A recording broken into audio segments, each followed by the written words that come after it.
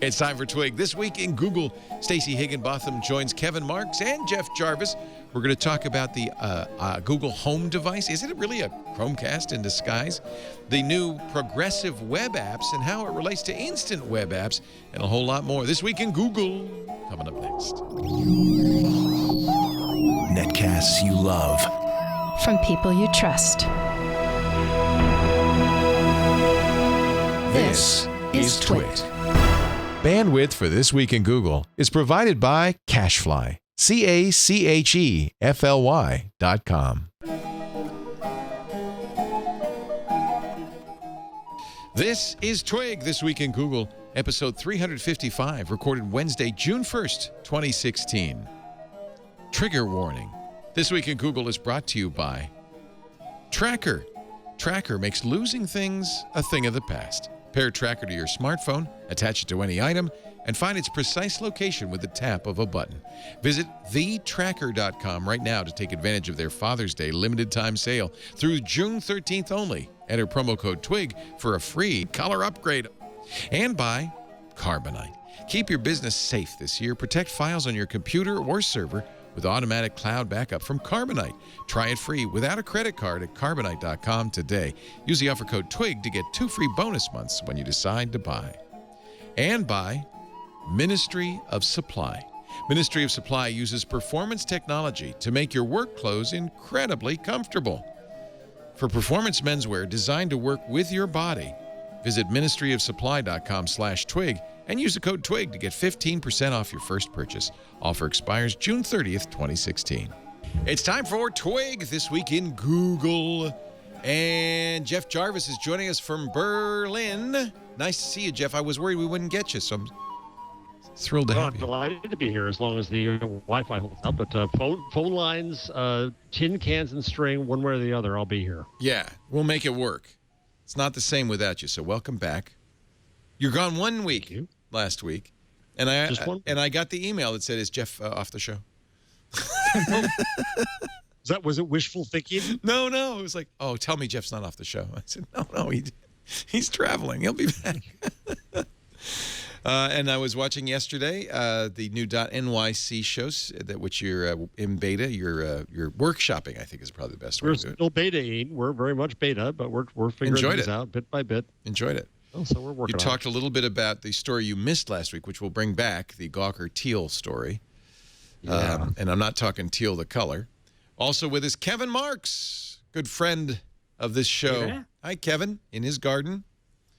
Yep. Kevin has Usually worked. I'm the pink one. Today, Kevin is a little the pink one. He's I'm using the his pink one, wife's laptop. That's why. Don't knock it. We're very happy he's here. Yes. Kevin has worked everywhere, including Google and Apple, and British Telecom, and the Beeb. And he's at kevinmarks.com. And also our newest regular on the show, and it makes me so happy to say that, Stacey Higginbotham. Yay! Yay! I'm like, But that was lukewarm, Stacey. Are you already tired of us? You're done, aren't you? yeah, it's a little awkward. Yeah. Stacey on IoT.com. She hosts a wonderful Internet of Things podcast with our other good friend, Kevin Toffel. We also love him. And we're thrilled to have you on the show. This is great. Well, I saw Kevin at I.O., and he was just such a happy guy. He loves working at Google. Well, he's a consultant, though, right? He's not an employee. He's a contractor. He's a contractor. Right, But he was he's a contractor. just surrounded by smart people. He was just a happy guy. It was just so good to see. Well, who wouldn't be happy working at... Oh, sorry, Kevin. Hey, it's like any job. It's like it depends on who you're working for and who you're working with. Yeah. If you get a manager that doesn't suit you, then you're probably better off leaving. I guess that's the case, huh? Unfortunately. Yeah. It just feels like Google would be like Magic Land to work. But really, it's probably just no different than Hooli. Google is very good on the whole. I think they're a good employer in general. Yeah. Now Kevin's never told me, or I don't think he even said publicly what he's doing. It's public now. He works with the Chromecast people. Oh! I know, so exciting. Oh! Well, that explains why you on yesterday's IoT show were talking about Google Home, because the story is the new Google Home air freshener / Echo competitor is really just a Chromecast with a microphone. That's right. It's got the same silicon base as the Chromecast. And so Kevin and I basically were like, hey, what does this mean? And it actually has a more powerful kind of brains of the operation than the Echo, because the Echo's using a TI OMAP. It's a DaVinci chip. And it runs at like about a gigahertz. And the Chromecast, the current Chromecast is using the Marvell Armada Mini Plus. And that's, aren't you geeking out, boy? I know. I feel like you have to know this stuff for IoT. These are the Intels and the AMDs of IoT. These are my peeps. Yeah. Now I don't know how fast that runs, but it's got to drive an HDMI port, so it needs a little bit more oomph. So I think, anyway, point is the chips basically. I think it was like $30. You could get the TI version for like $30. The most expensive element of the Echo based on the teardowns we've seen. And then the Chromecast chip, we don't know what the price is because Marvell has not put it out there. But the point, I guess, well, first of all, one question that always comes up with the Echo is how much money is Amazon making on this thing? Because they charge $200 now. You and I got it as early adopters for $99, but that went away soon. Yeah, it's $180, and they don't. When we got it for $99, we got a remote control and the thing, and the remote control is now $30. So if you want the full package that we got, it's like $210, which I kind of want another Echo, but I don't think I want to pay that much for it. Well, now would be a bad time. Now would be a bad time. Although, now you get the home. Well, maybe Jeff Bezos was talking at Recode, right, with Walt Mossberg. And he said he envisioned a world where you had many of these. Like, it wouldn't just be one. You might have a mantelpiece filled with units. Air freshener cylinders. And then you just have to remember who to talk to depending on what you want. That is like the nightmare scenario. That doesn't sound like the right thing. That would be like... Plus, I think you're going to have microphones built into your house, basically, and your car. And, it's Star Trek time. And you're just going to say to the air... Hey, blank, give me this. Right. So the idea Have you used the emulator? Have you used the Echo emulator? I didn't get it working yet. Was it Echo Sim? What is it? .io. It's really designed for people who are designing Echo, they call them, I don't want to use the word, A-skills. That sounds bad. That sounds awful. By the way, and I'm sure, Stacey, you deal with this on your IoT show. What do? Do you not say the trigger words? She who shall not be named. She who shall. That's a little too long. I'm just going to call it. That is. I'm going to say the A skill. And so the idea is you. Let me log in with my Amazon account, and I don't think it hurts for anybody to see what my Amazon account is. We can put things on your wish list. Yeah. We can buy your wish list for you. Would you please? Well, we can just say the magic word and they'll be ordered for you. So I know. I had that happen to me on the Gilmore Gang. I mentioned it, and Keith's one started ordering things. Mine will not do that unless I passcode. give it the 4-digit passcode, right? You have to opt into that. Okay. That was one of the first things that I did since I have a daughter who has questionable taste in music. So everybody cover your Echo's ears. That's true. You can do a trigger warning. Trigger warning. That's good. I like it. We should make an IoT show called Trigger Warning. Oh, Lord. What should I ask it? Alexa, what time is it? It's as simple as you can get, right? Oh, you don't hear. Okay, they haven't got the audio on my computer set up, but it looked like it did it. So this is for people who want to know what it's like. Ask what the temperature's like in San Jose. Okay. Do you have my audio yet? Oh, wait. Okay, let's try it. Wait a minute. I don't have to say Alexa because I'm pressing a button. What's the temperature in San Jose? In San Jose, California, it's 80 degrees with partly sunny skies. Today's forecast calls for more of the same, with a high of 86 degrees and a low of 57 degrees. It's the same voice and everything. That's great. So you can now... It's wrong, though. Look. It's wrong. Okay, we didn't ask it to be right. We just wanted to talk to it. 89 and climbing. So okay. Here we go. Yeah. Well, I should. Yeah, wait a minute. What's the weather at Kevin's house? See, that's the problem. I didn't ask the right question. If it had asked, I couldn't find a forecast for that location. That's actually better. So I was playing with something, an Echo kind of tool for developers, where you can basically program, if you open the skill, you can actually program it to respond a certain way. So if I ask, is Stacey Higginbotham awesome? Then the Echo will say, yes, she is.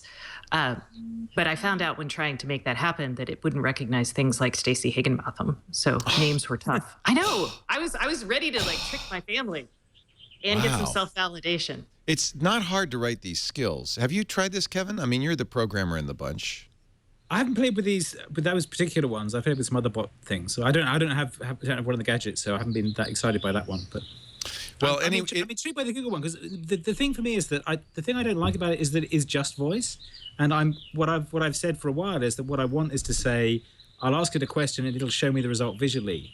And so it being hooked up to the Chromecast makes a lot of sense. I've got Chromecast in my TV, so if I ask it a question, it can flash the reply up on the TV. That'd be great. Well, that's what the home will do, shows it to you in the app. Yeah, if you have I have the app on my Amazon Fire tablet, which I don't ever use, so I just have it sitting next to the Echo. And so, yeah, you do get a visual that way. In fact, when you're playing music, you'll get the album art and stuff like that. Right. It's the thing that struck me is that there was a very old project at MIT called Put That There, which knew where you were in the room and knew where the screens were. So you could say, put that there and do that kind of stuff. And there's Oblong, which basically built that for businesses so that you have as many screens as you want in the room and it knows where they are. And you throw things between them with a wand that's like a Nintendo controller or something. That's the thing that as we sort of gradually wire up the house, that makes more sense because I've already got Chromecast in both my TVs. Having a good quality microphone that knows where you are, which these things are physically big enough to do, it could work out which one I'm at and throw it to the nearest TV. The other smart thing it could do is work out if the audio is coming from the TV or if it's coming from me based on where the sound's coming from. So that's that. As you start to put more microphones and detectors in this, it gets a better sense of the space that it's in.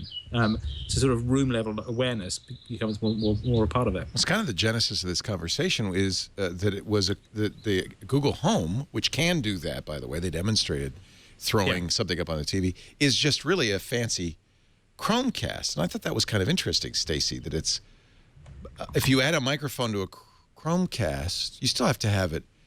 I guess it's still connecting to a server at Google and analyzing what you're saying and all of that. But you don't need a lot of processor on that thing just to recognize the trigger word.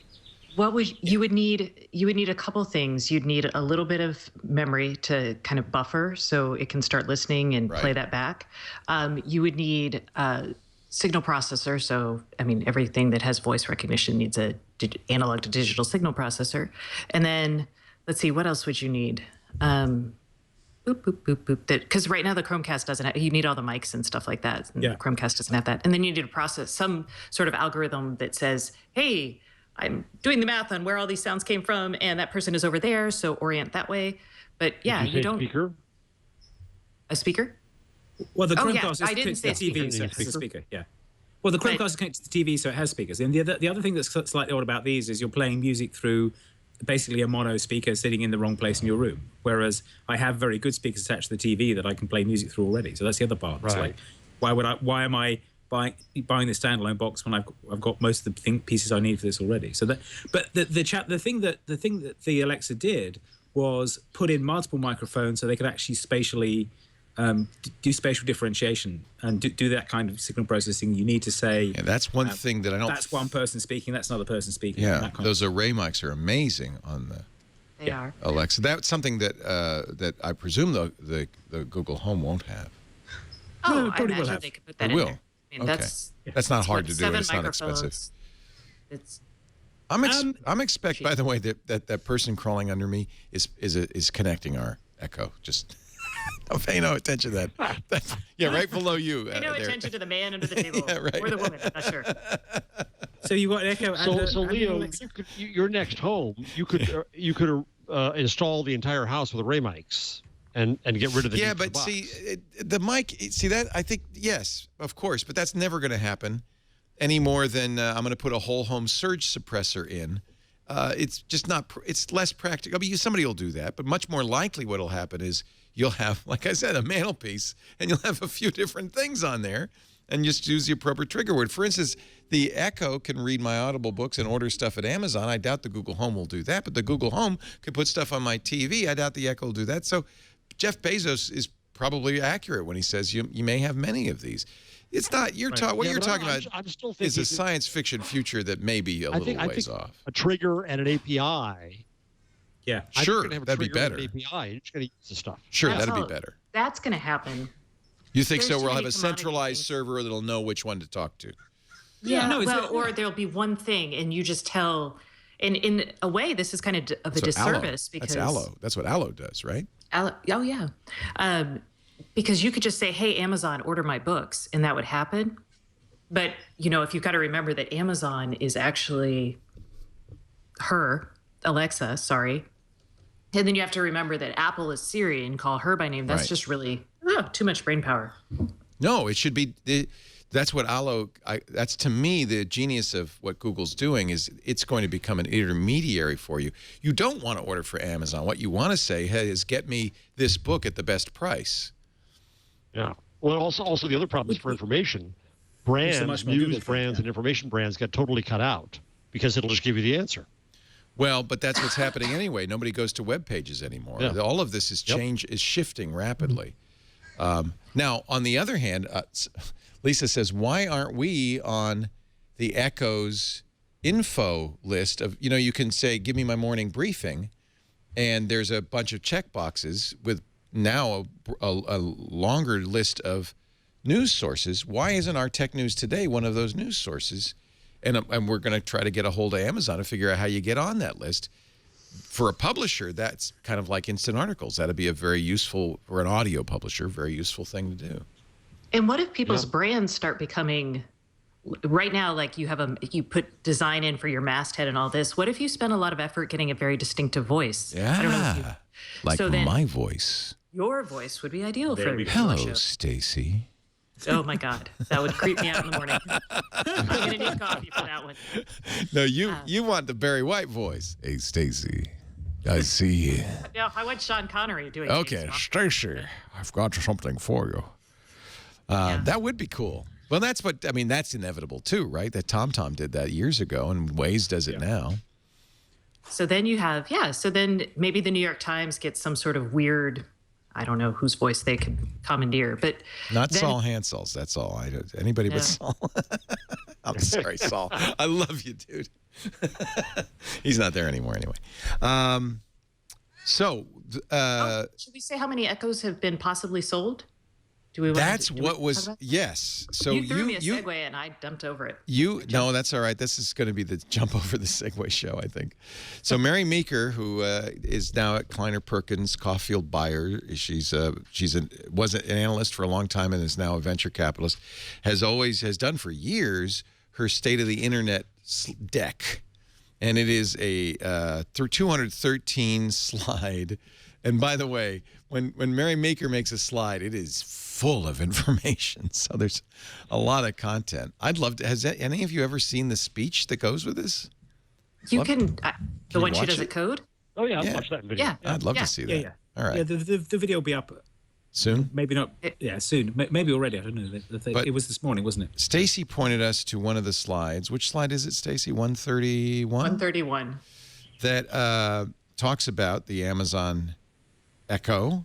And I don't know where she gets these numbers, but how many they've sold. And you know what? I don't know. That seems a lot to me. 4 million. Right? I feel like that's a lot. That's a pretty good installed base. Context.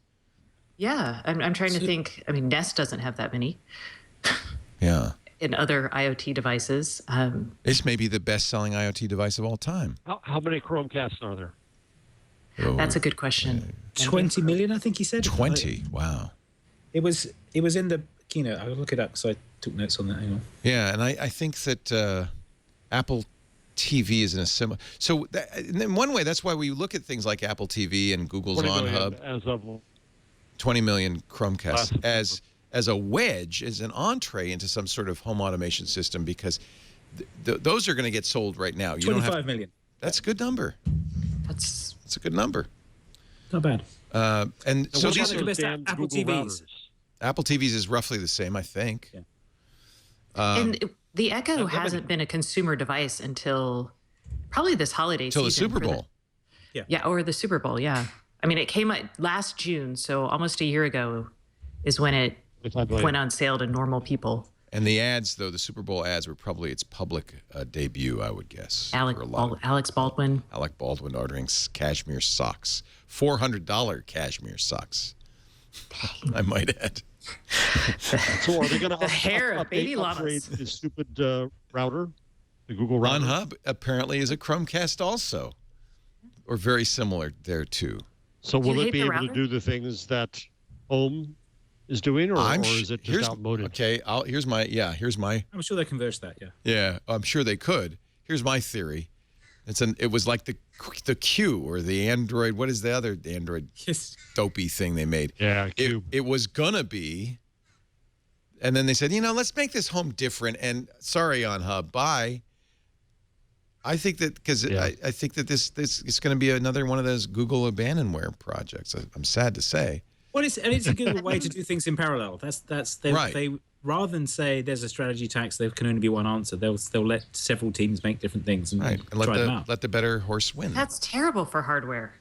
I mean, it's fine when it's not even fine when it's software, but when you've actually purchased money for a thing and it stops working, people, that's not Well, cool. I did not buy the On Hub because when it stops working, it's bad. Yeah, but I mean, the hub should still keep working. There shouldn't be a reason for that to shut down. it's going to work. But it was a high-priced, relatively average Wi-Fi access point, and the only reason one would pay $200 for it is if one thought it had promise, that there was more to it, because it had all these antennas and all these weird, and it had a speaker, it had all these things in it that never really got used. It had a microphone that was used once to pair it with your phone. And it had a microphone in it? I didn't think it did. It had that audio pairing thing, I think. Well, maybe they'll it makes a noise and your phone detects it, I think. Oh, it was the other way around. Yeah. Okay. So it had a speaker, but the speaker was then only used once. And I think a lot of people bought the On Hub thinking, there's going to be some magic here. But I've learned my lesson. In fact, magic will be a disappearing act. Yeah, that's the magic. Bye. Because Ron Amadio reviewed it, and he said, this is kind of a mediocre router. It's not very fast. And which, by the way, Google disputes, and I'm not going to get in the middle of that one. But I didn't buy one. I'm glad I didn't. And I think this is there may not be a strategy tax to Google's strategy, but there is a tax, and that's a user fatigue tax. Interestingly, when I said, why isn't there a microphone in the on-hub router, the project lead at Google replied, we were worried about what people would think we were doing with it unless it was a clear use case. So they were actually, it was like we don't want to put microphones in things because people are already scared we're surveilling them. They dumbed it down. That makes sense. I mean, when Google bought Nest, everyone was like, oh my God, Google's going to know where we are in our homes. And well, as you pointed out last week, Stacey, the Sonos has a speaker. The newest Sonos speaker has a microphone, I should say. It does. It also has always had a speaker, but it has a microphone. It does. And we're waiting for their API to do something. To turn it on. Super cool. I don't know. I love the idea of talking to my house. I really love the idea of somebody being my intermediary. I don't want to talk to Amazon and then talk to Google. I want somebody to, and it probably will be Google, given their investment in machine learning and AI, and search, which not a minor detail, to do what Allo looks like it's doing, which is their new messaging app, which is you tell it what you want, and then it figures out who it needs to talk to get that done. That's a personal assistant.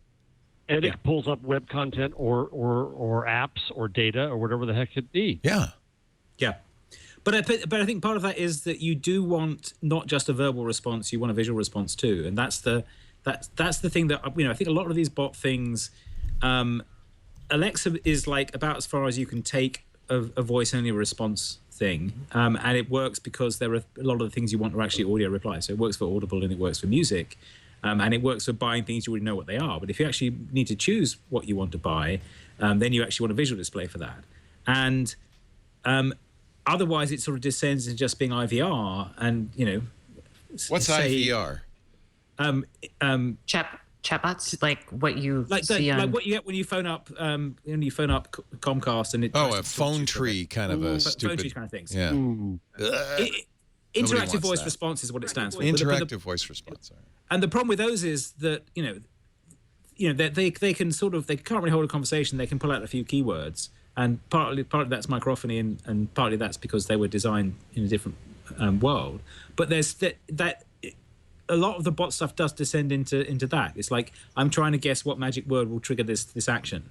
Right. Whereas Google is actually fairly good at understanding natural what you mean. language, right? You give it a few words because they've got the corpus of search for that, and they've got a large amount of voice search as well. If there's a flaw with the Echo, it's that you have to know precisely what to ask for and what the syntax is, and it's often disjointed.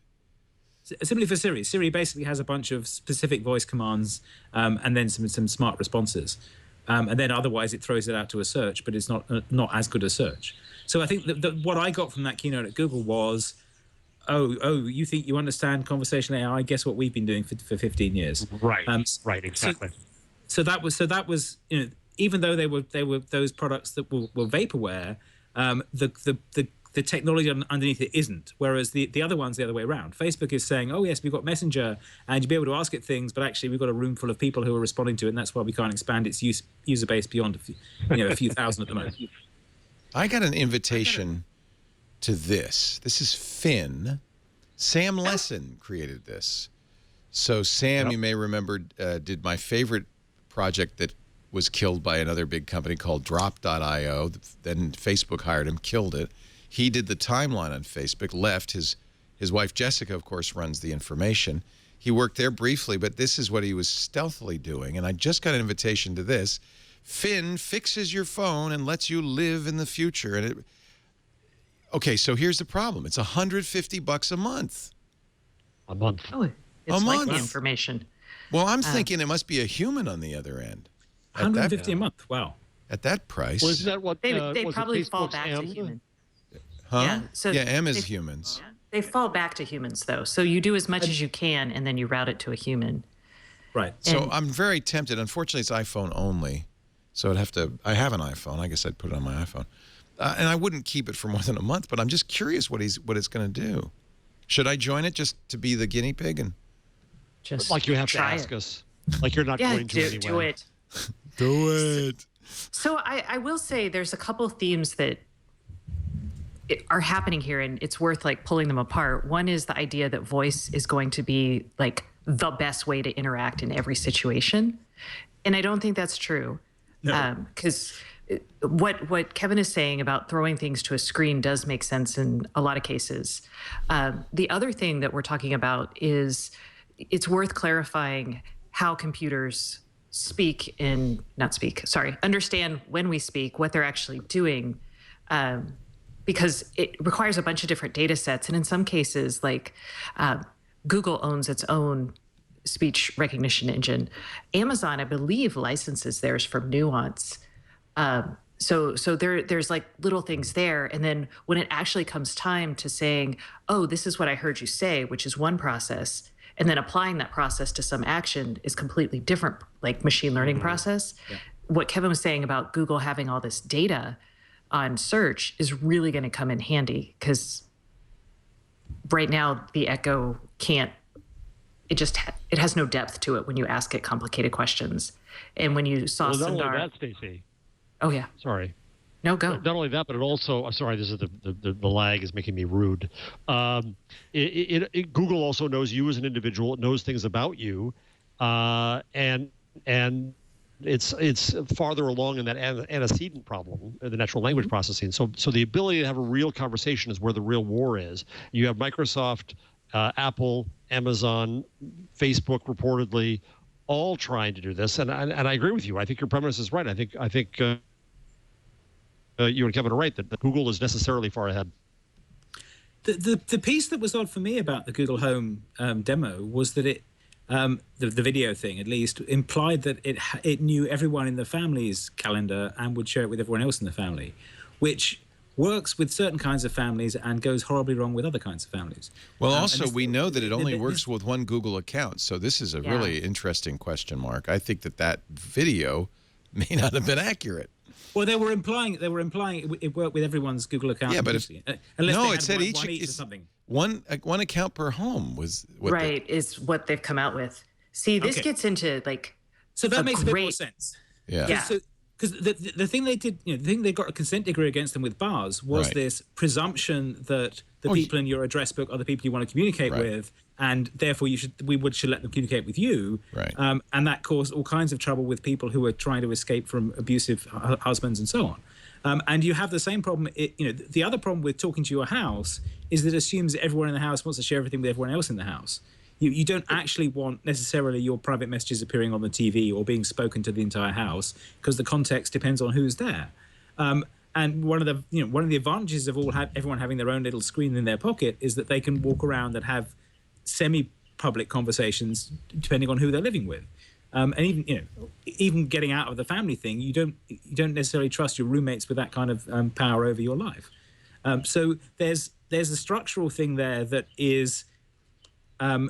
The home model has this sort of conceptual, 1950s nuclear family, everyone knows everything about everyone else's life, implicitly built into it. And Amazon kind of had the same thing. Their pitch ads are this wonderful nuclear family that shares everything, and the kids are usefully young enough for that to be plausible.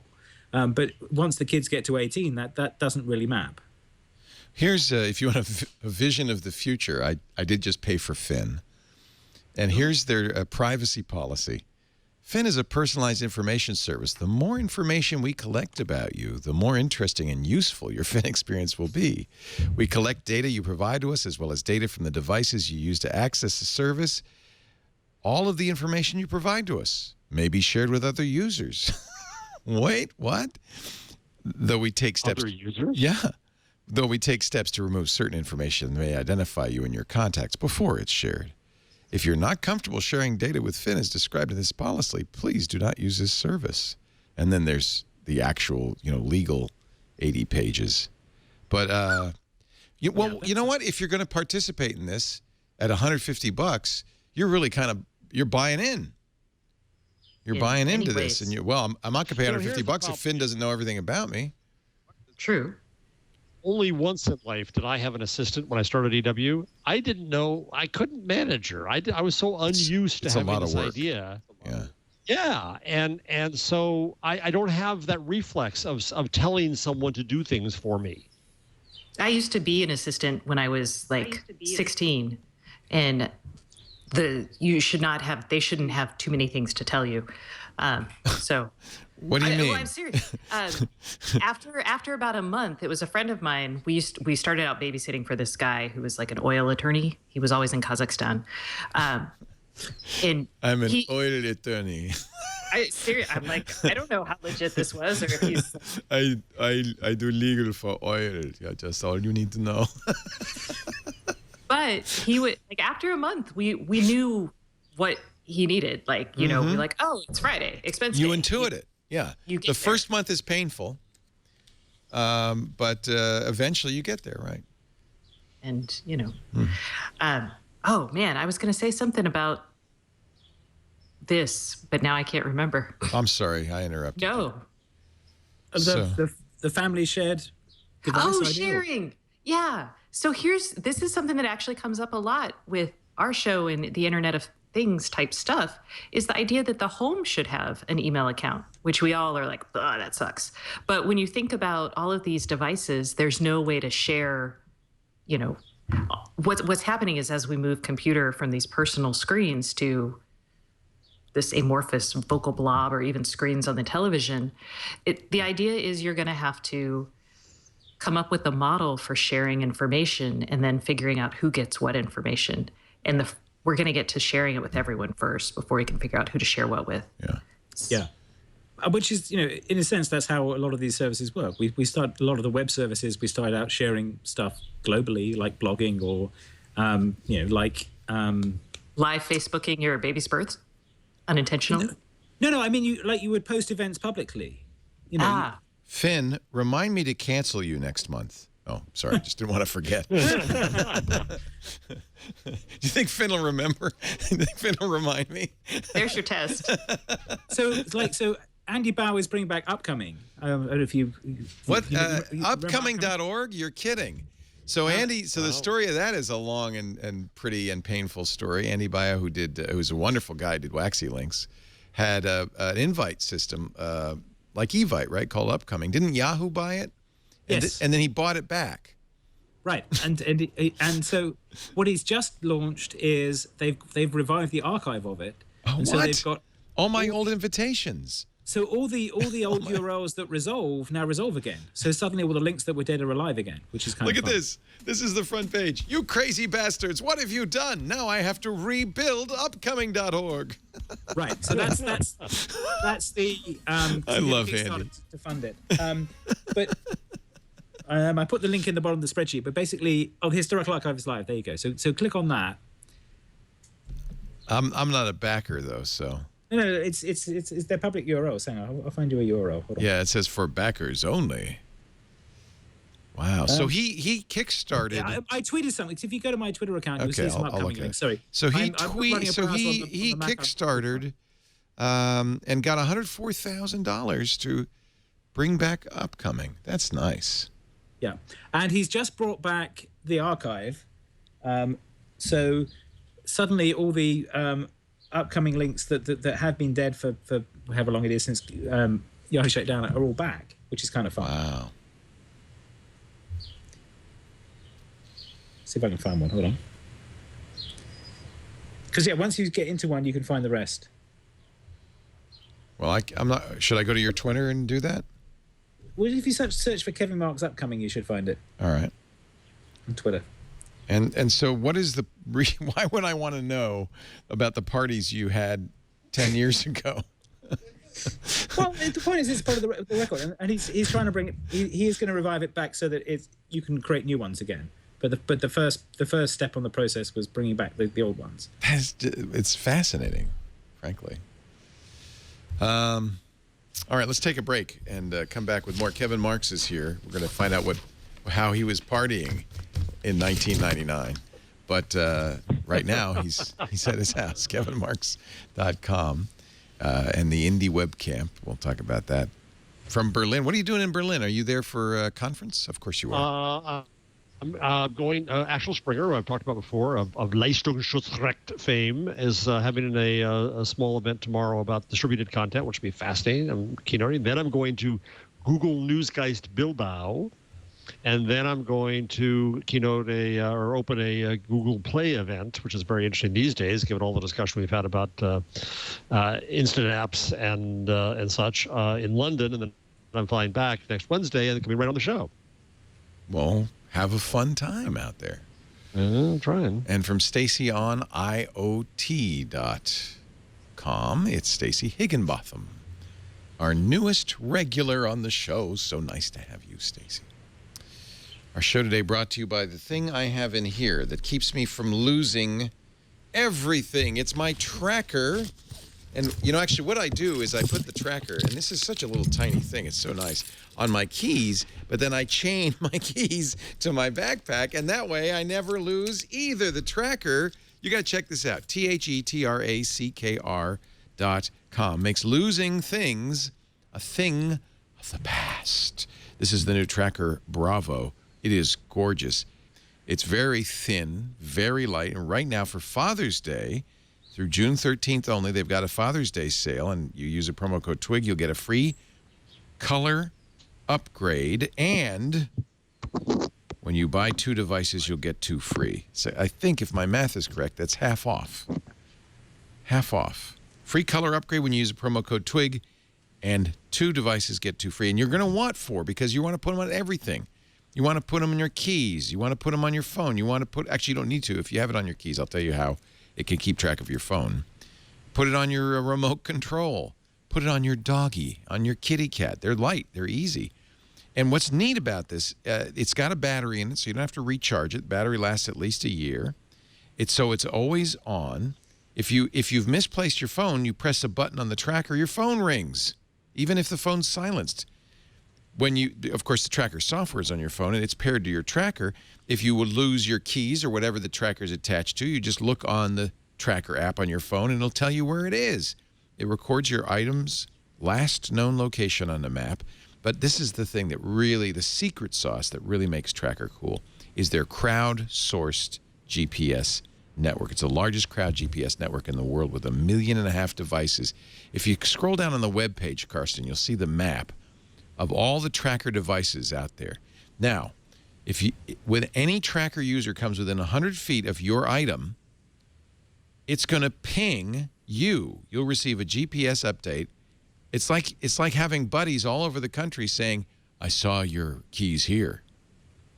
They've partnered with companies like HP, allowing companies to build trackable products right into their stuff, and that'll utilize the scale of the Tracker's crowd GPS network. So there'll be laptops with Tracker in them and so forth. It's Bluetooth LE. That's why the battery lasts so long. They make water-resistant cases as well, so you could put it in your pet's collar. You'll never lose a thing again with the Tracker. The hardest thing you'll ever have to find, the website. But I'm going to spell it for you. Make it easy. TheTracker. There's no E. TheTracker.com. And don't miss, again, that Father's Day limited time sale. Through June 13th only. Buy 2 devices, get 2 free. And just for you, use the promo code TWIG, and you can get the color of your truck. Free color upgrade on all of them. TheTracker.com. Promo code TWIG.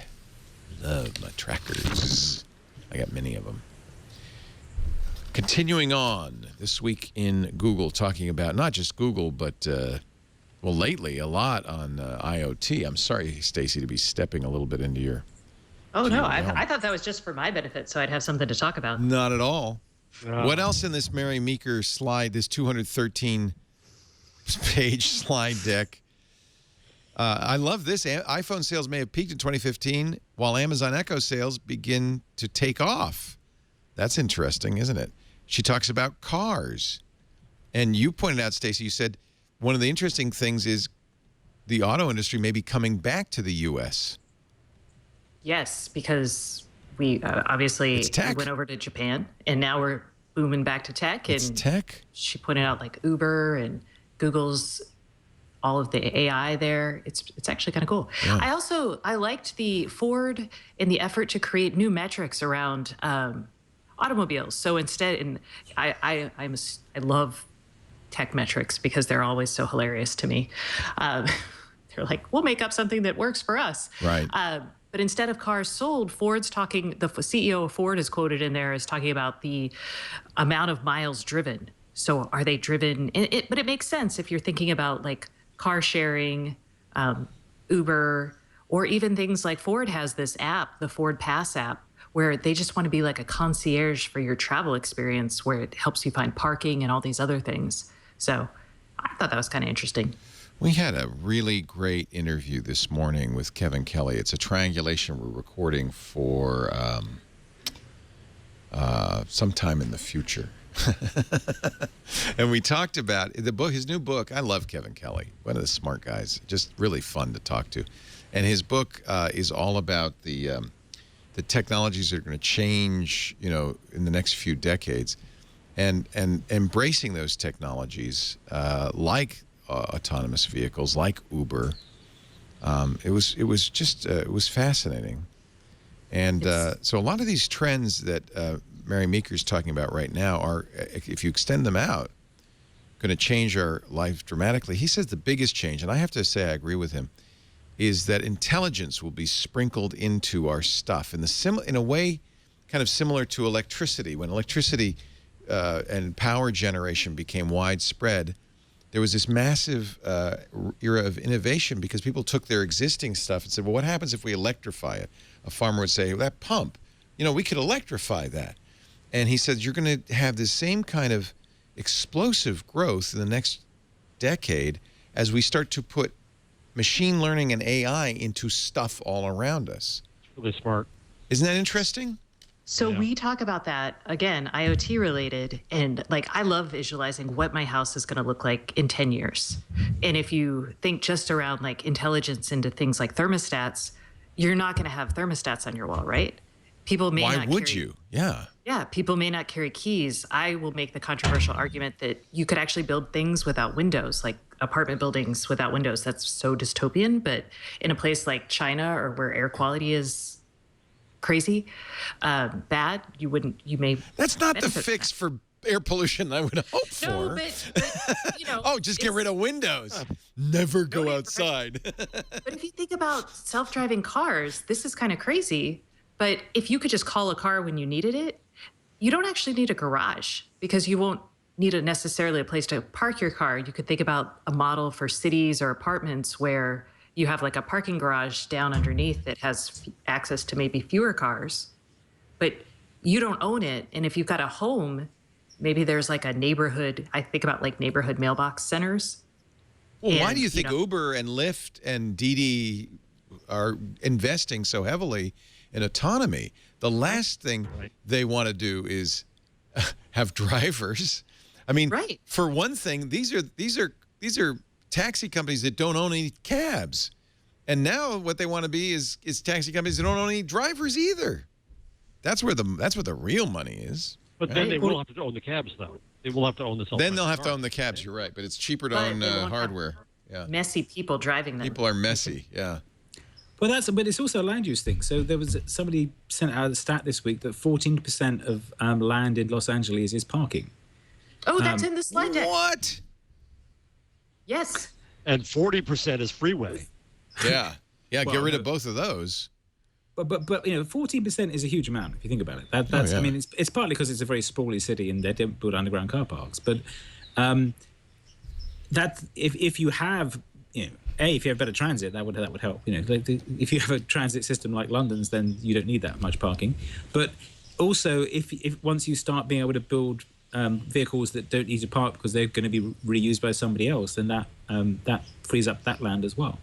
And that's one of those interesting, theoretical future things of like, well, we get all that land back and build these little windowless apartments that Stacey's talking about, and suddenly you could live in LA in a tiny box and go to the beach whenever you feel like it. You could go to the beach with VR. Right, and then we don't have to go outside, and so it'll be kind of like Escape from New York with Snake Plissken and a bunch of people who don't want to be inside. Now, did you guys? I don't know. You know about iceberg homes? Have you heard about this? No, what's this? This is another strange London real estate trend. I hear they're melting. They're building in the richer areas of London. They're building strange underground homes underneath the existing ones because they're not allowed to build upwards, but they can build downwards. That's what Bill Gates did. These sort of strange. Right, Russian oligarch That's homes creepy have like 3 stories of basement. That is just creepy. And a bomb shelter. Yeah, that's evil genius lair stuff. I didn't see in this report that this is not evil genius lair, but I was looking for it and I didn't see it.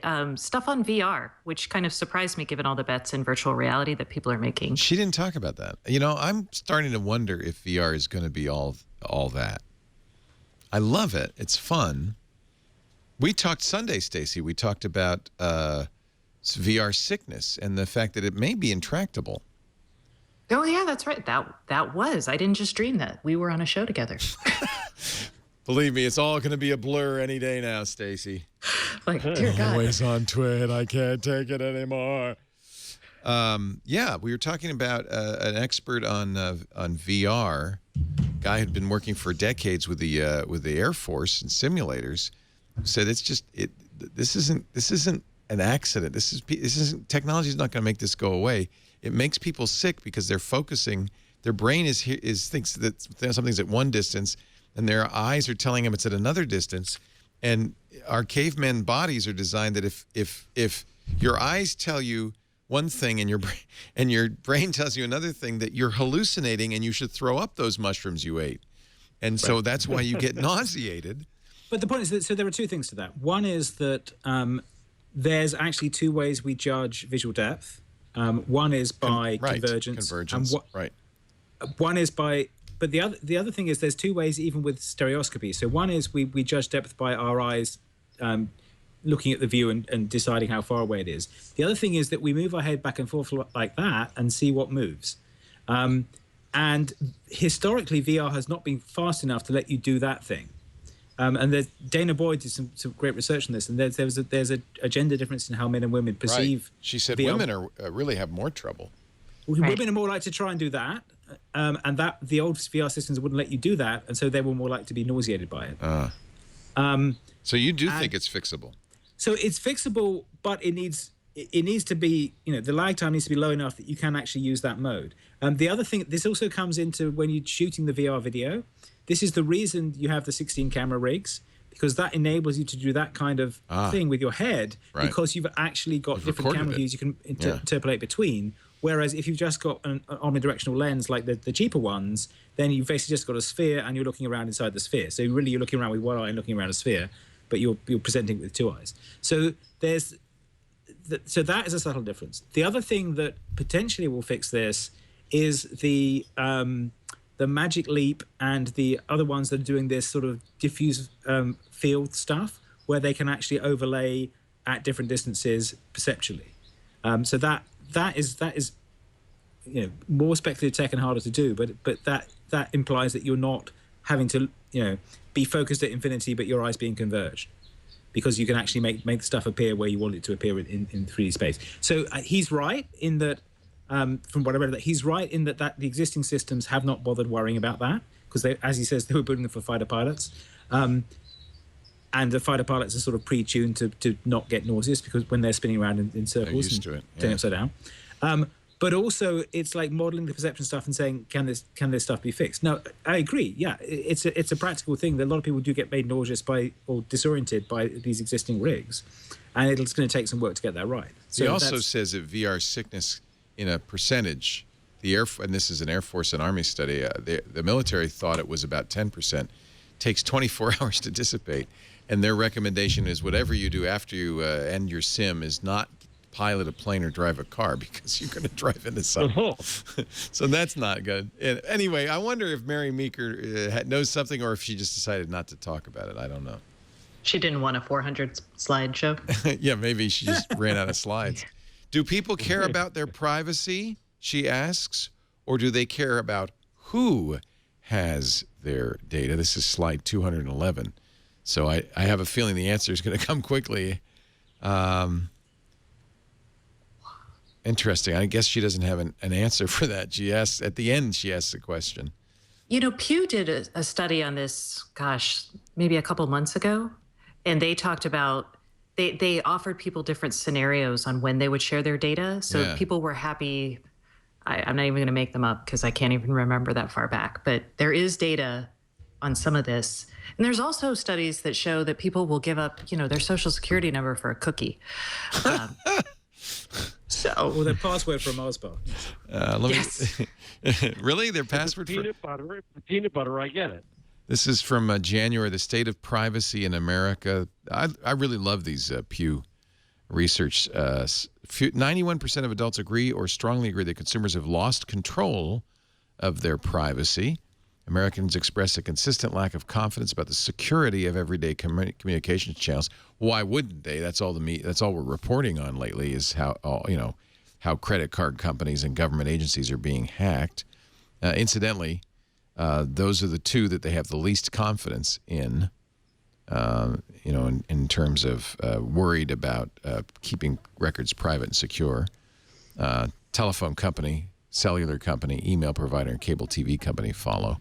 For most Americans who are making decisions about sharing their information in return for a product, service, or Mars bar, the context and conditions of the transactions matter. This is what you were talking about. It depends is the answer. For instance, 54% of Americans say it'd be worth trading off having surveillance cameras in the office in order to improve workplace security and help reduce threats.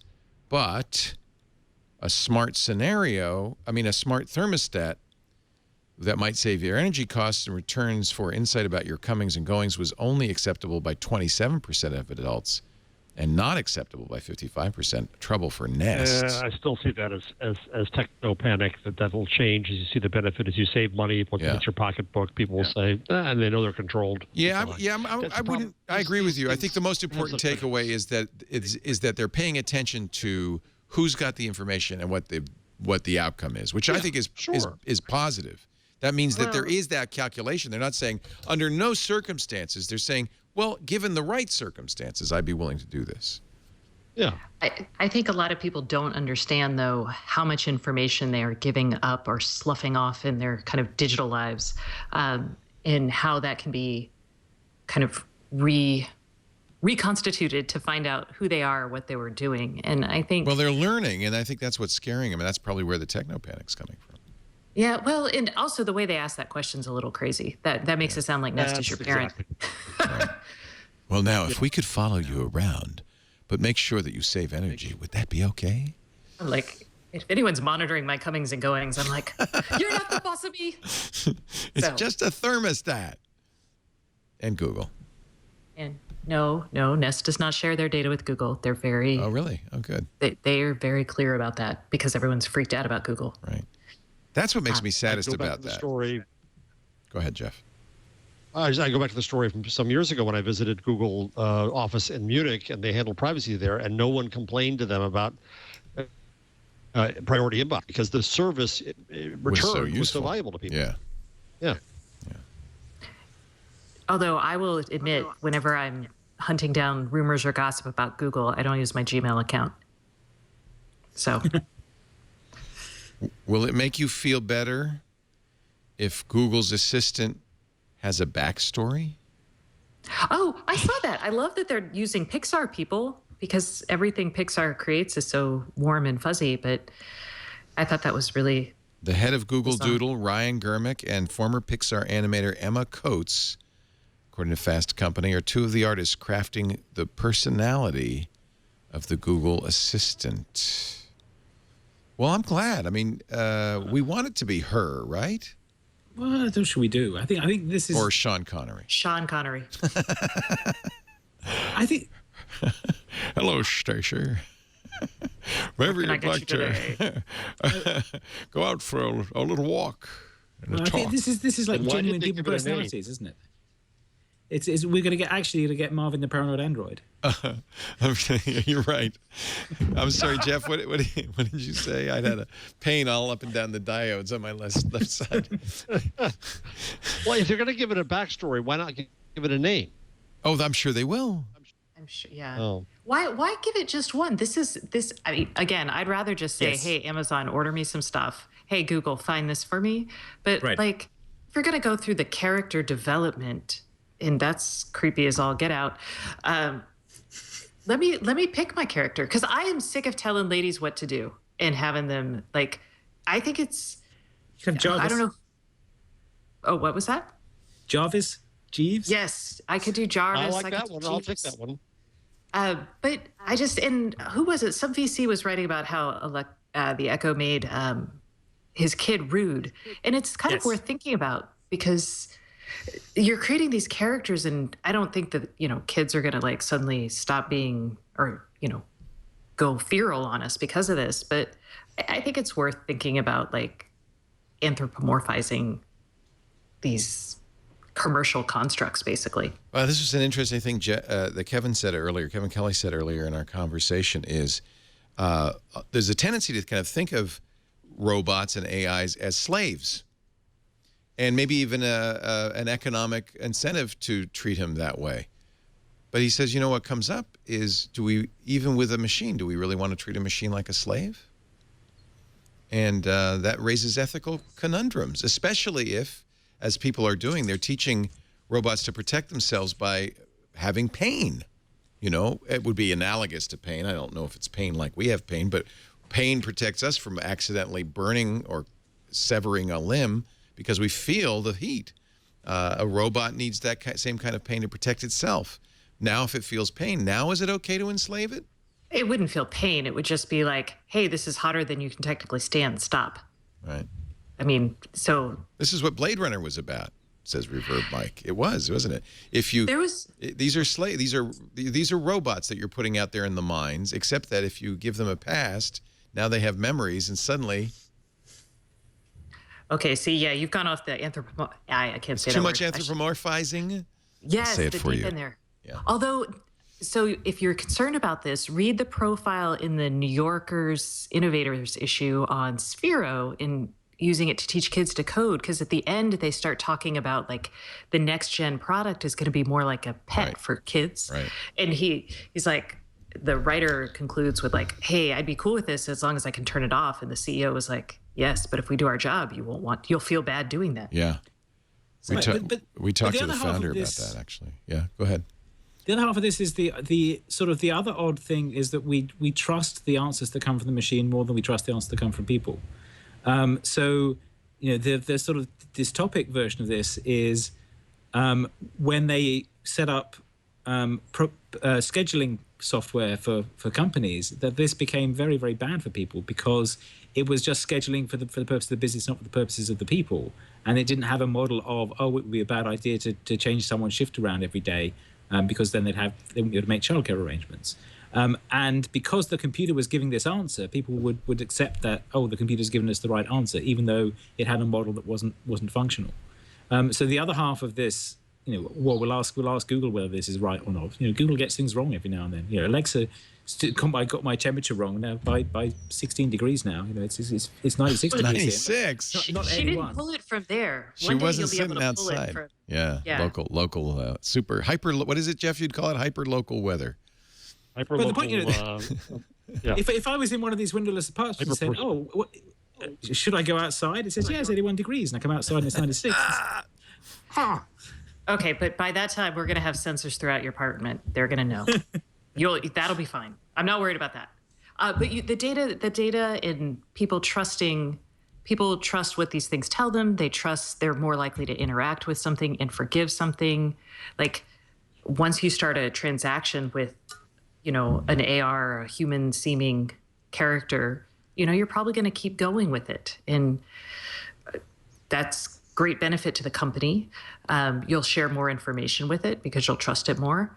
I don't know. Yeah, it's a little scary.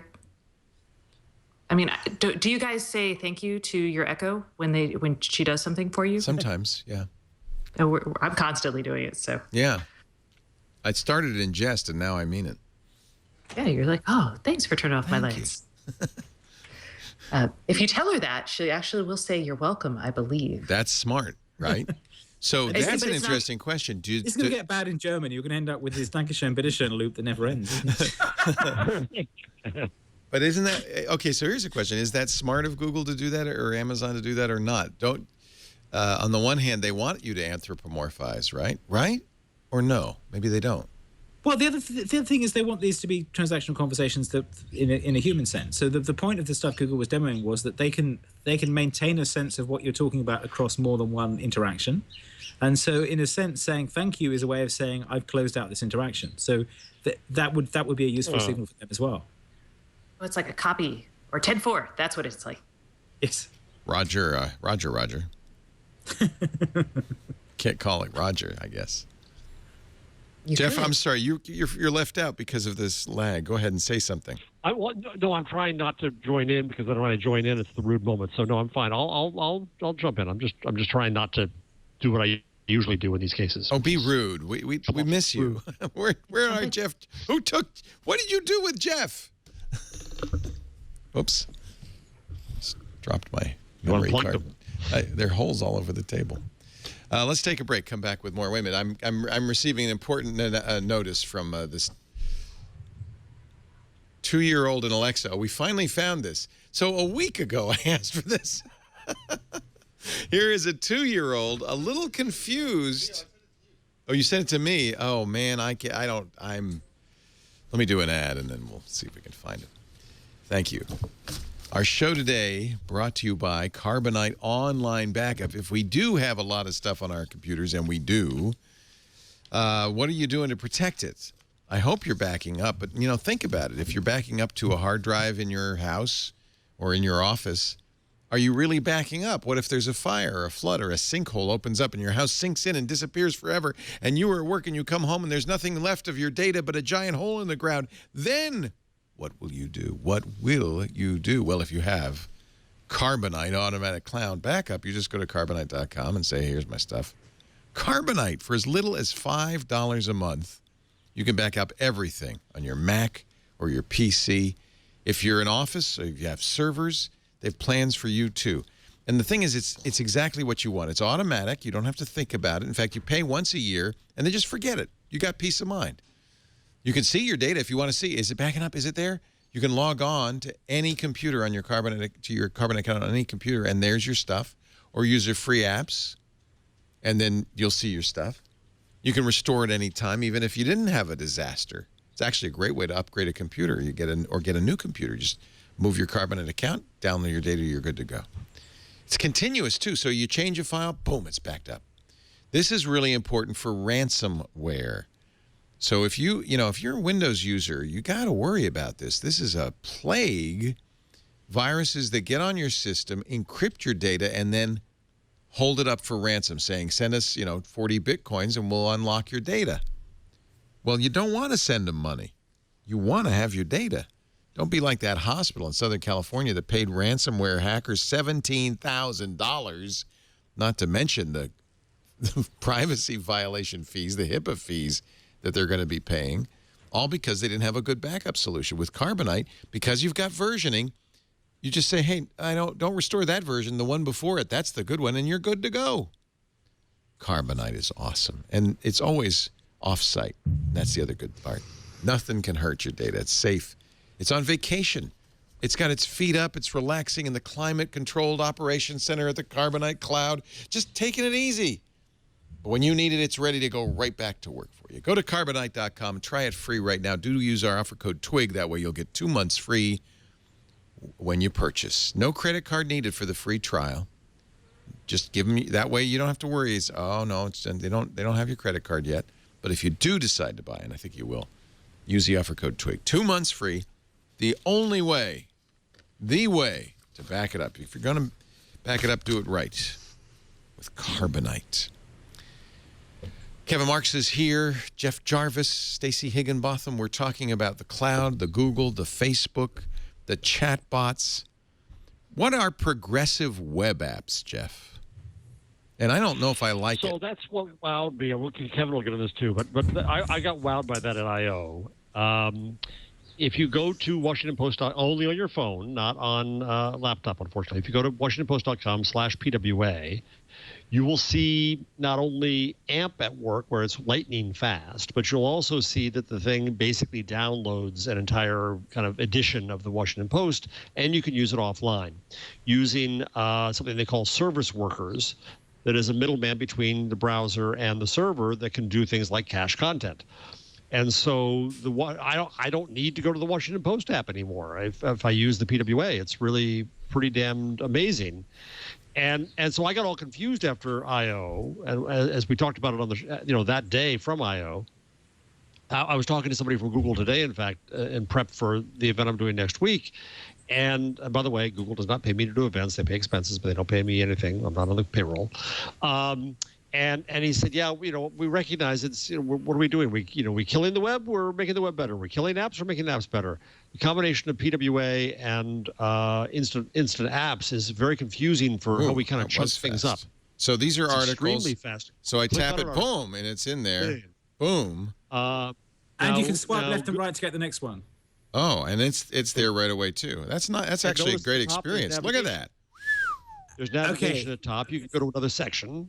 So now put it in airplane mode. Okay, really? It's not going to work anymore, is it? Oh, ye of little faith. Oh, wow. The ones it's already loaded. So it's pre-cache. It's pre-fetched all this stuff. Pre-cache. Yes. So if you click on those. Wow. But it's done a lot. I mean, all of these articles are still live, and I'm off. Yeah. Oh, wait a minute. I'm still on LTE. Hold on. Let me completely turn off everything. Yeah, basically what happens is it grays out the ones it hasn't got cached. Okay. So if you go back to the top.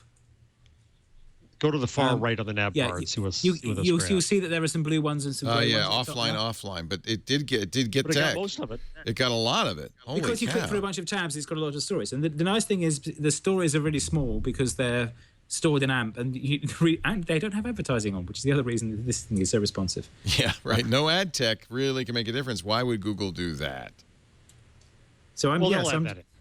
Oh, they'll add that in, but will they? Because of course. Oh, this is AMP. You can add content. It's just they can add ads back in, but the point is that, and also this is you don't need to log into the Washington Post to see the stories, which is also another improvement over the because my subscription has expired, so I'm very happy about that. But basically this is doing a combination of things. It's the AMP thing, which is putting the pages into this very compact form that's designed to be dynamically loaded. And it's also the service worker idea, which is the progressive web app of being able to do stuff offline first. And there's two very good talks about this on the IO site. And I'm going to try and remember people's names, and I can remember their Twitter handles. Jaffa the Cake and... That's his real name, not his Twitter handle, I'm sure. That's his Twitter, and Slightly Late, so yes. But, Slightly Late and Jaffa the Cake. Slightly Late is Alex. What the hell is it's Jaffa? All right. I don't. No. Look, if you have a Twitter handle and that's fine. That's your name. As far as I'm concerned, we can't be expected to remember your real name too. He's looking it up. Jake Archibald, yes. Is Jake Archibald the Jaffa the Cake? He's Jaffa the Cake. And Slightly Late is Alex. Okay. So anyway, the point is what they've done, what they've been promoting with this, and the infrastructure's been being built into web standards for the last few years, is that the idea of the service worker is that it can run when the browser window isn't open. So it'll run in the background, and that lets it do various things. One of the things it lets you do is download websites you never intend to go to before you get there.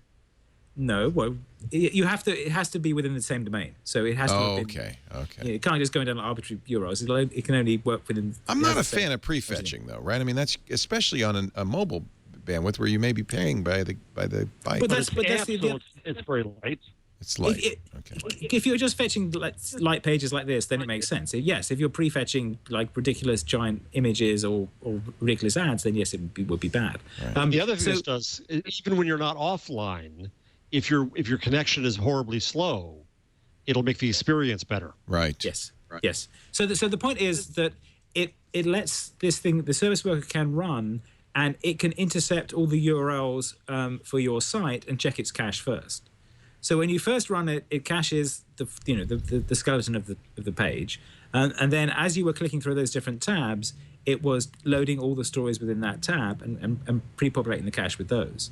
So then when you went offline, they were there already. But the other thing that means if you're on the bar and you're going underground and the thing's disappearing, you can still carry on reading it. It still feels responsive. And so part of the point is it's in control of the cache. And if you design the apps carefully, then they will run offline as well.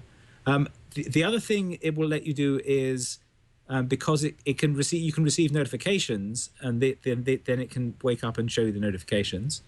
And then the other thing that it lets you do is install it on the desktop as if it was an app, and it will prompt you to do that if you've used it a few times. So then you get an icon like.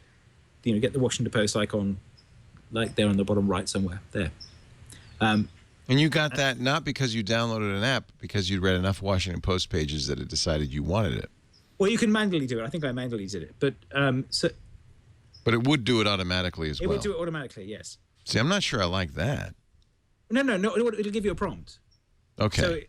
So if you open That's the prompt we already hate, where you go to a web page and it says, it'd be so much better if you had the app. No, but in this case, all it does is put the icon. You've already got the app, so there's no actual downloading the app delay. It just puts the icon on your homepage. So if you keep using the Washington Post thing, eventually you'll get a little pop up at the bottom, and it'll say, "Do you want to keep this on your homepage?" And you go, "Yes." Well, you're Mr. Open Web, so you're okay with this. Yeah, well, there was a certain amount of fuss about it this week, post-IO, because debating about when they can be full screen and what happens to URLs then, and they're still trying to work that piece out. So the challenge is once they're full screen, then you lose the URL bar. The other thing that's different is that on Android N, on Android M, every web page shows up in the previous list thing at the bottom, the little square, if you call that button. With Android M, Chrome shows up as a tab on its own, and then inside Chrome it has its own tab of the pages that are inside there and open. You see, I'm sure it's a bit hard to do this, but I'm facing the other way. But the other thing, once these apps are installed, they get their own position in that previously visited thing. So the Washington Post is there as a first class app in that list as well.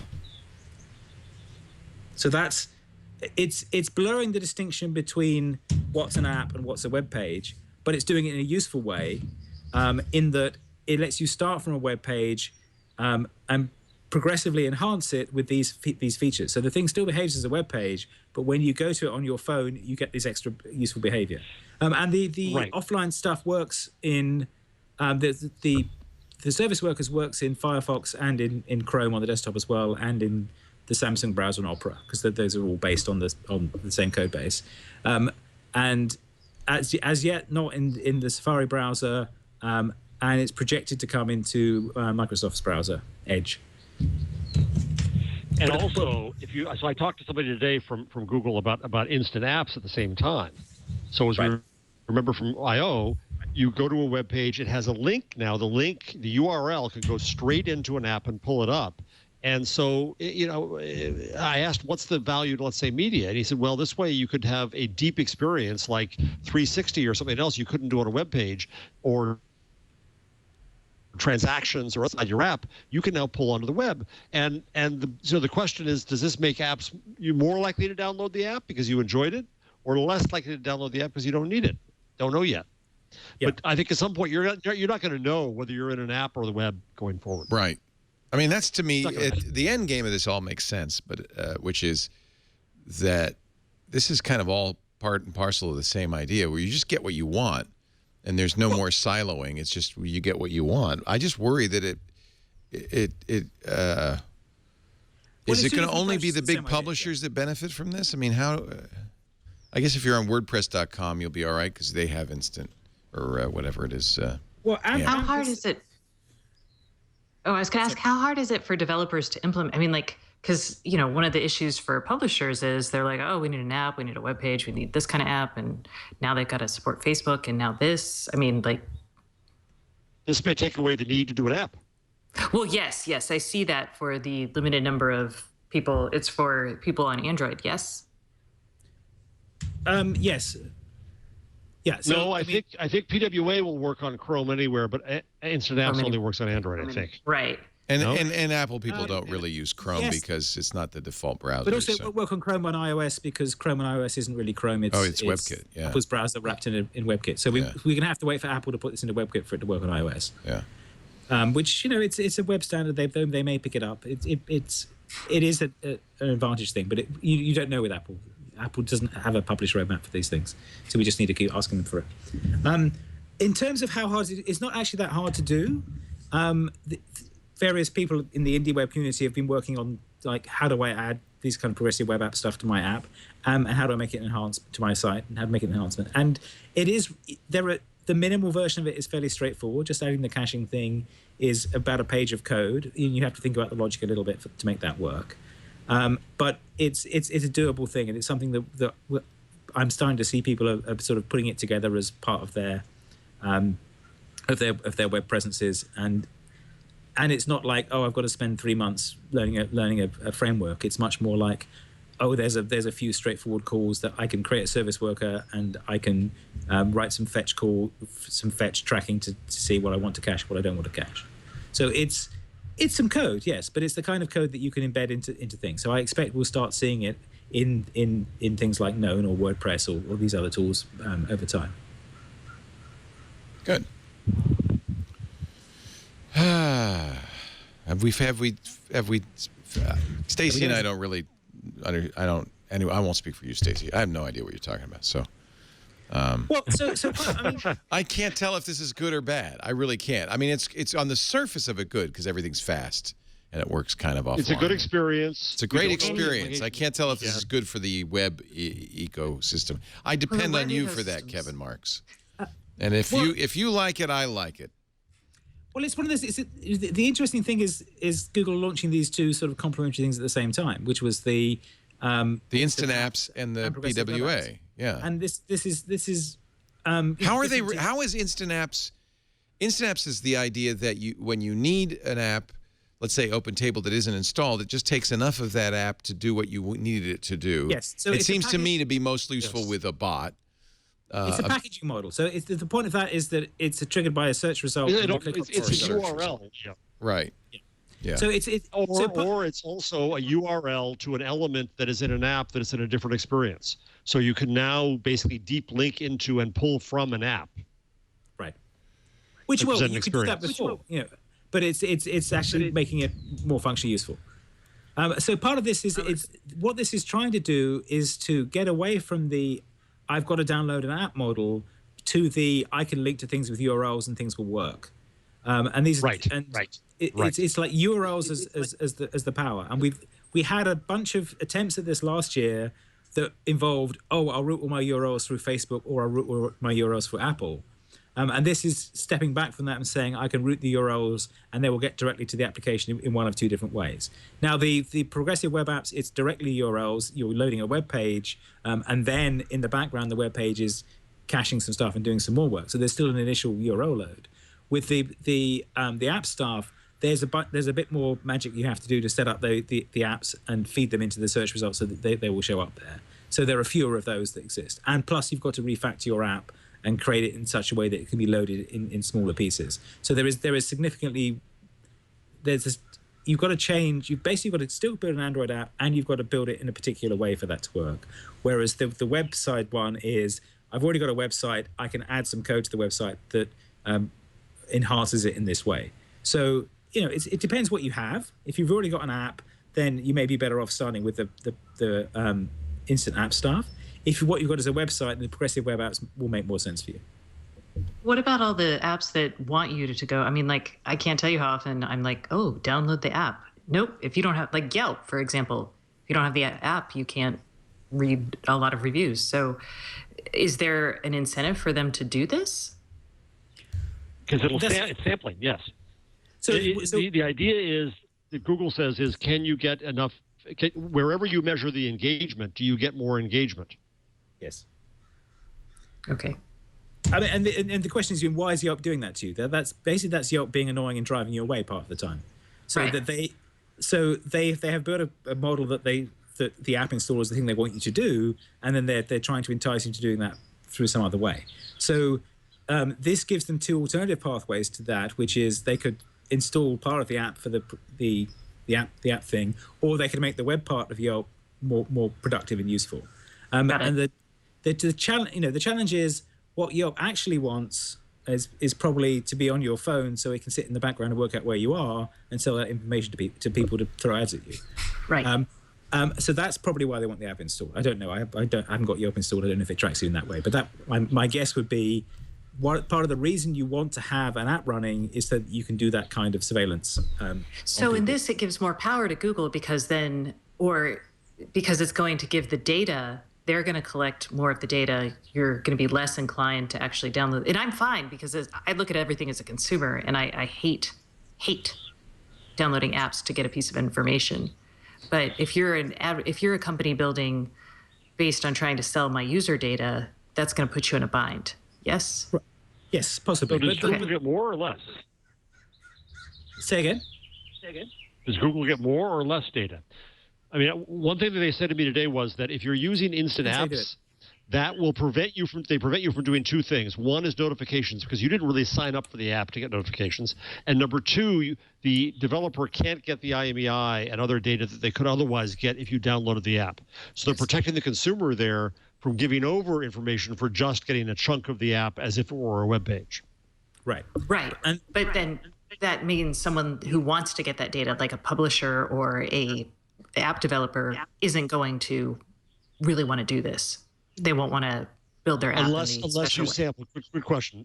Unless you find that the sampling, the reach you get, if you get 4 times more people to try it at all, and a quarter of those download the app, are you net ahead or not? And we don't know yet. Right, and that's that's the same thing. That's the trade-off I was saying about the Washington Post app. The Washington Post app is great because it's so much better than the Washington Post experience as a person who doesn't subscribe to the Washington Post. But also, this is part of the reason that AMP exists is that the publishers have sort of shot themselves in the foot with or shot us in the foot every time you open the page. It's like I've opened a page and somewhere like in a third of the screen is the thing I was trying to read. And then everything else is covered up by ads and click this to see the actual story and here's some more outbrain nonsense at the bottom and here's and the actual thing that I went there for isn't there. So this is solving the user experience problem very, very well, but it's not it hasn't yet provided them with a parallel revenue stream. Now the thing is those revenue streams are going away. That was another thing that was in the Meeker thing was number of people running ad blockers on mobile is going up very strongly because the mobile experience has been destroyed by this, and also because a big contributor to your mobile data bill, particularly if you're in a place where you have a mobile data bill that's not bundled, is all this rubbish that's downloaded in the background that is just trying to sell you stuff, rather than the thing you're actually trying to download in the first place. So part of this is trying to remake that bargain in a way that's useful for both parties, and the challenge is remaking that bargain so that the idea isn't we'll surveil you so we can get another 0.2 on our advertising thing, because the other half of that is the surveillance-based ads don't actually perform that much better. Right.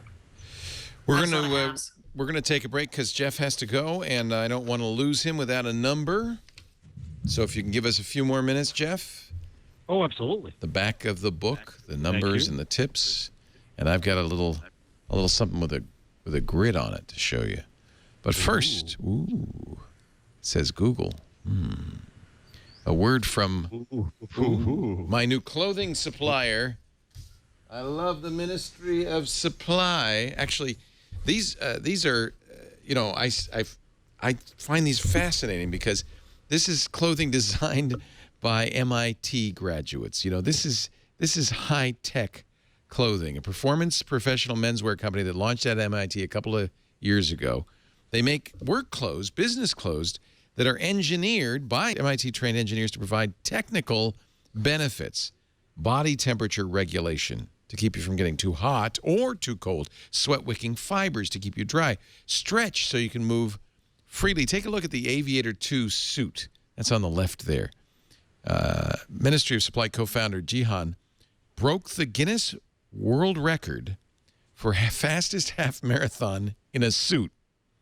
He was wearing the Aviator 2 suit because it's a suit. It looks sharp. You can wear it to work, but it's designed around a human body in motion, not static form like traditional suits. Instead of woven fabric, it's got this really nice, and I actually love this because I have some shorts made out of this same material, warp knit material. It's exceptionally lightweight and flexible, and it's very practical. You should get some of these, Jeff, because you travel a lot.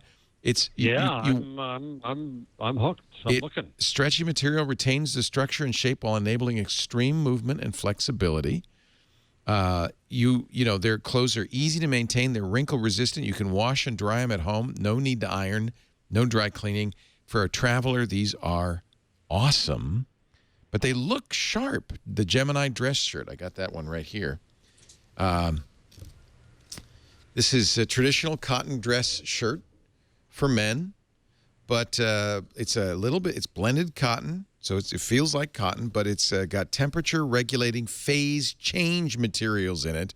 This is a NASA invention that stores and releases body heat based on the surrounding climate. What? Plus they have things like laser cut ventilation at the underarm, so your air, it keeps flowing there, you keep cool. It's a dress shirt that looks completely classic, looks beautiful, but it is high-tech. It keeps you a steady, comfortable temperature all day long. Ministry. The people from MIT could be fashionable. They are. Well, it's a kind of fashion. It's kind of like Pied Piper fashion.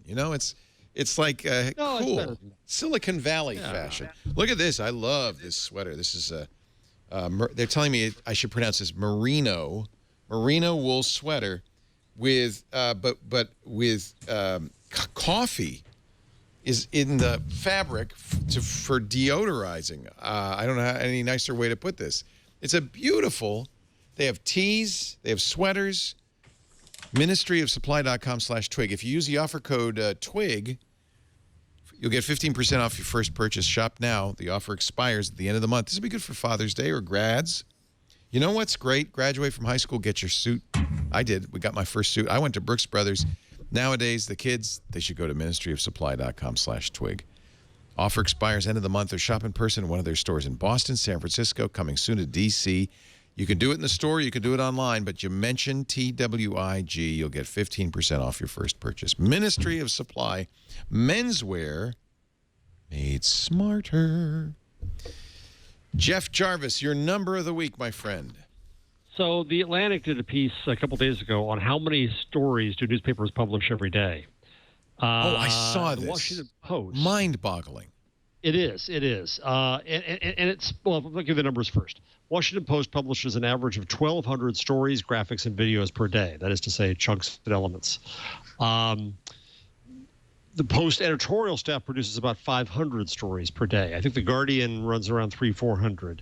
New York Times says they produce 150 articles a day during the week, 250 on weekends, plus 65 blog posts a day, 330 basic graphics a month, and so on. So Times roughly 230 pieces of content per day. That number has risen by more than 35% in the decade. And so on. And the point here is that that's a fine thing. They produce all kinds of stuff, but no human being can read it all. Yet what do we do in the architecture of news sites? We still have a homepage that promotes, maybe 2% of that amount. And we look at it and think, okay, I know what the Post had today. Same with the Post app. Same with the Times. All of them are the same. The structure we have of getting people to the news they want is antiquated, irrelevant, mass media, one size fits all. And even the editor stuff, how do they expect us to say that we're informed and know what's what based on this? So it's just a little eye-opening about how much stuff we produce constantly. It's almost as many podcasts as you make in a week. Yeah, a lot more expensive. I mean, imagine the cost of that newsroom. A lot of it's content that you can churn out in like 30 minutes. It's just a Me Too. Yes. I'm sorry. I'm like, no, the journalist speaks. Yes. Yep. You're right. It's wasted effort. It's wasted effort. Well, maybe not. It's kind of like demand media for the dead tree set. Yeah. Right. Well, where you want traffic's sake, you do what Stacey says. Yes, you just rewrite everybody else. Yeah. It sucks. It's terrible. You go in terrible circles. It's like we now each story has 20 versions. So we had that with that Google story. It's like we linked to one version, but the actual story was somewhere else. From the chat room comes a number. Theranos. Elizabeth Holmes, who's the founder of Theranos, was listed as the richest woman in the world in the latest lists of rich people. But has been downgraded. Time magazine has downgraded her because it was based on the value of Theranos stock, which was, she has 50% of what was $4 billion. Now that Theranos... $9 billion. $9 billion. Was it Forbes or Time? It was Time. Okay. No, Forbes. I thought it was Forbes. Oh, was it Forbes? Okay, I was just... Hey, I'm going Hold by on, let's get our story straight here. There it is. The Forbes has downgraded her. They've revised her estimated net worth from $4.5 billion to nothing because, unfortunately, Theranos is under investigation and the stock is, the company, it's not a publicly held company, so it doesn't have a public stock price, but it's kind of widely thought that the value of Theranos is not quite $9 billion. Well, but also the money like she's taken has liquidation preference, which means that it's gone to below the point where she can get any money out. It doesn't go to her, it goes to the investors first. Yes. But before we attack Elizabeth Holmes or this, let's just say this just makes a mockery of these lists to begin with. Right. I mean, it's made up anyway. True that. Yeah. True that. Thank you. Stacey, you got anything you want to share with us? A tip, a product, something you like? I do. So in people may know about this. I just found out about it because actually I read about it in the New York Times, which is a surprising place to read about technology from like new technology, but it's an app called Side Chef. And it's awesome. I like to cook, and I always download stuff. I don't download it. I do it from my iPad, usually in the kitchen, and then I'm constantly like wiping my hands off to touch the screen to get to the next thing. So what this does is the recipes are pretty limited, but you set it up. It does a slideshow for like when you add each ingredient, and you can actually use your voice to say next, and then it'll just move right ahead. So I love it. I can show you on mine if you don't want to log in. This looks very cool. Yeah, show us your screen. All right, here we go. This is. Can you see that? Yeah, it's too bright. It's very bright. Yeah. Sorry. Pull up the thing from the bottom and then slide the thing over in the. There we go. Pull up the thing from the bottom. Slide the thing. Are you an iPhone or Android? I'm sorry. I'm on an Android. Pull the thing down from the top and slide the thing over. It's all the same. Top, bottom, it's the same. I was like, what is the same thing. About? Well, on an iPhone, it's at the bottom. It's a similar thing, yeah. Yeah, it's a similar thing. So bright. Is that better? Sort of? Yeah, now I can see it. Okay. Wait a minute, you're making a grapefruit bourbon cocktail? Yes, because they're fast. Yum. So this is what it does. Hold on. The water, 1/2 cup, and sugar, 1/2 cup in a pan. Oh, it walks you through it. Yes, and I'm trying to put it in front of my screen. There Left we go. is right and right is left. Up is down. All right, so it gave me that. It told me, it read it out loud to me. Next. I don't know if it'll do it. Next. Yeah, but okay, hold on. I understand the idea. Yeah. So if you're talking too much, you obviously is going to get confused. But oh no! Each time you do a recipe, you have to turn your voice activation on. Oh, okay. Each time? So but you do this like once a day, right? Right. So it's using up battery power. This is great. Oh, I see. Yeah. This is great. Yeah. So the idea is a hands-free cookbook. Yes, and I would love for them to integrate with more recipes. Like if they put this on all recipes, I would actually pay money for that. Too. That would be wow. Yeah, because I have 100 cookbooks and I don't use them. I look it up on the web, and then but this is nice because it walks you through. It's like a little side chef sitting next to you. I'm installing it right now. Thank you. So try it out. See if y'all. And it's free. And it's free. What? But if I'm serious, I would pay for this. Is like total utility. Totally would pay for it if it had more stuff. 2,500 is pretty good. Does it have like the basics? Or is it like all weird stuff? You know what I'm saying? I eat a lot of weird stuff, so. Okay. Combine the water, 1/2. It's continue to make your grapefruit bourbon it's like, beverage. Stacey, eat your drink. Kevin, do you have anything you want to tell us? Indie Webcamp, what's going on? Yes, there's lots of Indie Webcamp news this week. So indiewebcamp.com has the details, but there's Homebrew Website Club tonight in San Francisco and Los Angeles, I think. Not in Portland this week. There was one in Göteborg and Brighton, but those are done. Also this weekend coming up is the Indie Web Summit in Portland, and that's a 2 or 3 day conference, depending on which bits you go to, where you gather with other indie web people, discuss your website and things you want to build, and then build them and share them. So that's this weekend in Portland. If you're in the neighborhood or can get to Portland this weekend, there are still some places available for that. Very nice. So yeah, there's the link at the top there says Indie Webcamp Summit, June the 4th. Yeah. And you can, and the schedule. All right, Leo, I'm dying to see your swag. All right. Yeah. You want to see my new Google case? Well, first of all, we talked about this the other day. These are those cases. One more thing, but yes, go ahead. Oh, sorry, Kevin. Sorry. So the other thing is that web mention, the specification for telling a website when you've linked to it, has got to candidate recommendation at the W3C. Wow, that's wonderful. We've already built a bunch of implementations of it, but now we're out seeking more implementations. And the best way to test that, there's a site called webmention.rocks. And if you go there, that will tell you how to test your webmention implementation and send and receive them and show you if it works. It's a validator. That's congratulations. That's a big deal, getting W3C. Right. So we're working through that, and we've got other stuff coming through the social web working group. There's a social web face-to-face in Portland this next week as well, trying to get more of these standards through. But Web Mention is the first one to get candidate recommendations. So Web Mention is kind of like the track back for the 21st century, kind of. It's yes. So basically, if I post something and link to you, and you have Web Mention on your site, I call it and say, hey, I've linked to you, and then your site can go back and see what did that link mean. Was it a like? Was it a reply? Was it a RSVP to going to the conference and that kind of thing? So it's a way of sending the information between sites directly without them having to crawl each other. And we've already got something like 20 implementations done, and we're working to bring them to some of the larger sites as well. But it's at the state now where we're reasonably confident with how it works, and we want more implementers to try it out. So do if you're coding, do that. very good. We talked. I don't know if you were here or not, Jeff, when we talked about these cases. They're on the Google store. You ordered one. Yeah, I ordered one. But there's a couple of different ways you can do this. I got a map one. This is Paris. You know who spotted this map? This is from Google Maps. You know who spotted this is Paul Thurrott. He said, is that Paris? I said, what?